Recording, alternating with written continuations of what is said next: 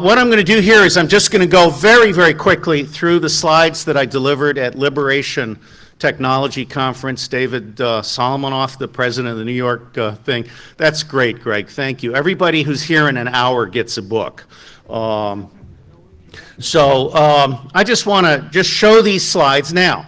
You all know tiny URLs, /tiny URL OSE-2014. OSE-2014. That stands for Open Source Everything 2014 with a hyphen. You can find the actual superior videotape of my delivery of the Open Source Everything Manifesto lecture at Liberation Technology. So I'm just gonna show you these slides real quick. And here you can see the tiny URL down at the bottom, OSE-2014. This is the book. I'm sorry, it's the only book that I sold my soul for, to put it into bookstores, so I don't own it. It is available on Pirate Bay, but when I went to get it, I got all kinds of virus shit. And so if someone can give me a clean copy of my own book, I'll post it at my website for people to download, because all my other books are free online. It's never been about money. So I went through key negative trends, key positive trends, revolution simplified.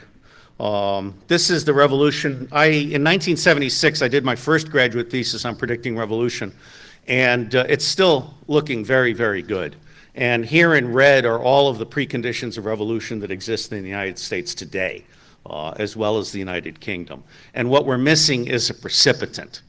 And I will tell you right now, I think that precipitant is going to be a pedophilia scandal that will knock your socks off. Because we have tens of thousands of sex slaves between Boston, New York, and Washington, D.C. And these kids are killed when they run out of their useful life.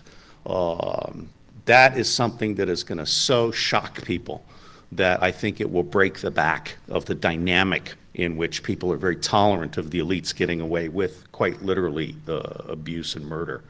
A few complicated slides. This is the open source everything slide. This came to me directly from God after he finished talking to George Bush. And I like it. And OpenBTS is there. You know, I've been familiar with OpenBTS for a long time. I'm a fan of David Weinberger and Open Spectrum. And the bottom line is we need all of the opens together as an ecology. We cannot do one open alone. I mean, when ESRI talks about open data, they're saying, give us all your data, we want to fuck you with our proprietary software. Okay, so you have to have open source software, open source hardware, open spectrum, open cloud, the whole bit. And this is the design that we did. This is my geek slide. You can go get it. This is actually Robert Garrigue. I want to honor Robert Garrigue. He died in a hotel room alone. At about the age of 51. He was an extremely fit person. I still don't know why he died, but he died way too young. He was one of the very first people to really understand that security is about trust, it's not about control. And I tried sharing this slide with the guy that replaced Keith Alexander, and he just doesn't get it. The red side is the top-down hierarchical control asshole approach to security. The green side is what we should be doing. And I credit all of these ideas to Robert Garrigue. I stand on the shoulders of others. Some of you know I read a lot. 98 categories listed at Phi Beta Iota under the book page.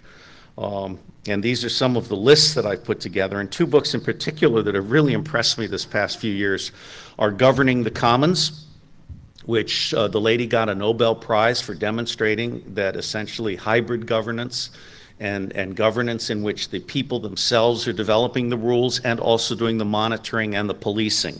Like in fisheries, if everyone who is doing the fishing is part of the rulemaking and part of the enforcement, it works. On the other hand, if you have hired thugs from Blackwater, it doesn't work, okay? And then Stop Thief. I really, really believe that the commons is a concept that has to come to cyberspace. And I've heard a lot of that this time around. Open spectrum is, in fact, the territorial integrity of the people. It cannot and should not be owned. This is my favorite slide. It took me 25 years to get to this slide, and you can go get the brief to figure it out later. This is what I want to build. If anyone has $100 million, I'll give you my email. But essentially, we're fucked. I mean, it's not just the US government that's hosed. It's New York University and Columbia University and Harvard and all of these people. They're all stovepiped. They're all talking out their ass. And none of them are really sharing information or making sense. How many people know about citation analysis, citation analytics? All right, well, as a freshman in college, I knew more about citation analytics than the vice chairman of the National Intelligence Council 20 years later. This is not something academics do, and they should. Citation analytics means you use the social science citation index or the science citation index to find out who the fuck is writing serious stuff. And that's based on citations. And so you create a list of the top 100 people in your field or domain, and then you start following that out to the other disciplines. And then you interview those people to get to who are the top people that are not publishing. And that's how you actually get to a grasp of ground truth. Well, our intelligence community doesn't do that. They talk to whatever 14 assholes have clearances and are being made available by SAIC. Which is a prescription for instant stupidity. So what I want to build is a school of future-oriented hybrid governance. There are 8 tribes, 8 information networks: academic, civil society, government, commerce, government, law enforcement, media, military, non-government, nonprofit. And I want to build the World Brain Institute, and these are the 4 things. I own 3 of these 4 URLs. I don't have .edu yet. And I want to build a global serious game. Medard Gabel, who was the co-creator with Buckminster Fuller of the Analog World Game, I paid for him to build the architecture back when I was a minor millionaire. I paid for him, which I'm not anymore. I'm selling these pins for $10 each, if anyone wants to support me getting back home. But I paid for him to design the architecture, and for under $5 million a year, we can create the world brain. I mean the global game, the piece that actually has true cost economics and all of the actual feedback loops and relationships between things like water. We all know Keith Alexander is an evil person, but he's also much stupider than you might realize. The NSA Center in Utah, which is a water-starved state, requires 1.7 million gallons of clean water every single fucking day to cool. Okay, what kind of moron puts a supercomputer center in a water-starved state? Okay, so these are the kinds of things that true cost economics helps you think about, and you have to actually take it into serious consideration. That's some real estate I want. The United Nations has lots of problems, but this is the big picture. And that's the end of the slideshow. So, who has a question? Yes, sir. Oh, God, damn, we have a genius in the crowd. Thank you, I'm honored by your interest. Can you say something about open news versus corporate-owned news agencies? Why is there feedback on that thing? Say something about open news as opposed to corporate Robert Murdoch or Rupert Murdoch. Okay. One of the really things, I got into open source intelligence when I created the Marine Corps Intelligence Command. I was the senior civilian, and I spent $20 million on access to top secret everything. And then I had, this was 1988 now, so I had one little PC with access to the source. Okay, back in '88.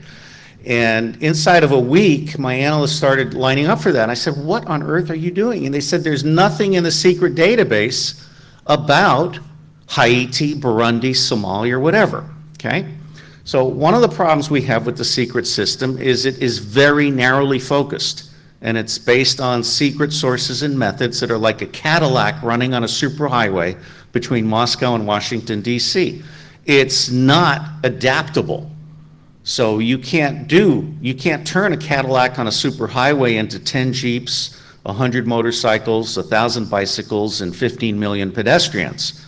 which is what you actually need to do open source. Now, the difference between news and intelligence, or data, information, and intelligence is very important. I mean, data is the raw datum. Information is that stuff which is broadcast, and information is like an artwork. It has a provenance. I mean, if it's from the New York Times or the Wall Street Journal, it's 50% shit, okay?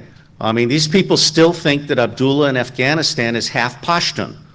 And the New York Times lawyers are so fucking stupid that they wouldn't actually go do the research in Afghanistan, where I was, where I read his bio, translated in Dari.